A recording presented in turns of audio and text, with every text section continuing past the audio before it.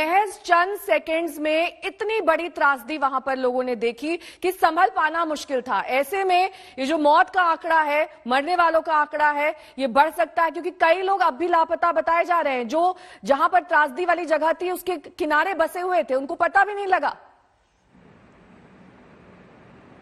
बिल्कुल। और दरअसल यहाँ पर भी हाइड्रो प्रोजेक्ट ऋषिगंगा के साथ यहाँ चूंकि प्रोजेक्ट के कई सारे हिस्से होते हैं, उनमें से एक प्रोजेक्ट नहीं है जिसके ठीक ऊपर मैं खड़ा हूँ। और ये जो मैं सिर्फ यहाँ देख पा रहा हूँ सिर्फ और सिर्फ मलबा। और चूंकि यहाँ काम हो रहा था, यहाँ पर एक इमारत थी, यहाँ कई सारे लोग रह रहे थे। और विभीषिका कैसी रही होगी अगर इसको समझना हो तो इस प्रवाह को हम सीधे उस पहाड़ी से देखेंगे, नंदा देवी का ये जो पहाड़ी इलाका है यहाँ से, कि आखिर जब वो ग्लेशियर का टुकड़ा यहाँ से नीचे उतरा होगा तो उसकी रफ्तार क्या रही होगी। जिस रफ्तार से वो नीचे गिरता है, दरअसल ये पतली खाई सी इलाकी है जिसमें पानी बहुत ज्यादा नहीं होता जब तक कि गर्मियों का मौसम ना आए, बर्फ ना पिघले। लेकिन जब ये हिमस्खलन हुआ उसके बाद ये इतना तेज प्रवाह लेकर के आता इस संकरे रास्ते में कि जो मलबा था वो मानो कागज के तिनकों की तरह या तिनकों की तरह बस उछल रहा था। दरबान सिंह जी, आपने जब अपनी आंखों से देखा था वो मंजर कैसा था? मैं चाहूंगा उधर देखें, हमारे तमाम दर्शकों को बताएं, आपने अपनी आंखों से जो मंजर देखा था वो क्या था? वो सब ऐसे उछल रहा था जी, पूरा मलबा उछल रहा था साहब। कितने लोग आपके अनुमान से यहाँ हो सकते थे बिल्डिंग में उस समय? उस समय तो दिखाई तो नहीं पड़ा, भाग रहा था साहब, भागते हुए दिखाई पड़े। हाँ साहब, तब तो मैं आवाज मारा, तब तो ग्लेशियर की फोर्स से वो सब उसके साथ पलट गए साहब। कितने सारे लोग आपके साथ मदद करने के लिए आए थे गांव के लोग?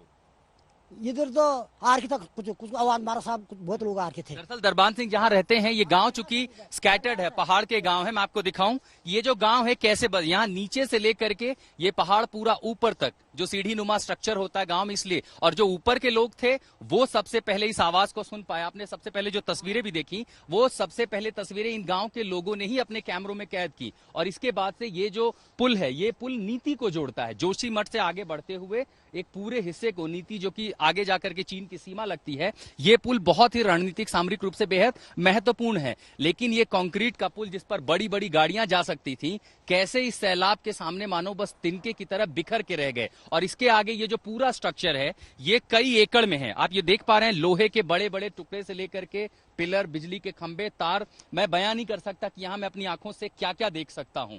अब ये जो है पानी तो कम हो गया है, लेकिन राहत बचाव करना इसलिए भी यहाँ मुश्किल होगा कि मुझे यहां से पहुंचने के, मैं आपको एक हिस्सा अगर समझाने की कोशिश करूं तो लगभग यहां से 500 मीटर दूरी पर सड़क आगे बह चुकी है, उसके आगे कुछ नहीं बचा है। वहां से यहां आने के लिए मुझे ये पूरा पहाड़ का जो हिस्सा है वो पार करके आना पड़ा। आप ये समझ सकती हैं कि अगर राहत बचाव कार्य शुरू करना पड़े या यहां पर लोगों की खोज करनी हो तो वो पूरा मिशन कितना मुश्किल हो सकता है। लेकिन अब जो है पानी का स्तर बेहद कम है। जाहिर है जो मैदानी इलाके हैं वहां पर भी चिंता की कोई बात है नहीं, लेकिन हाँ संभावना इतनी पूरी है कि जो लोग इमारत में थे, जो भाग नहीं पाए, जो एवलॉन्च की वो आवाज, वो धमाका नहीं सुन पाए, अगर वो इसमें फंसे हैं तो आखिर उनको कैसे निकाला जाएगा। लेकिन फिलहाल ये जो पावर प्रोजेक्ट है वो पूरी तरह से जमींदोज हो चुका है। बड़ा सारा हिस्सा जो है वो इसके साथ बह चुका है। अब यहां पर जो कुछ बचा है वो सिर्फ और सिर्फ तबाही के निशान।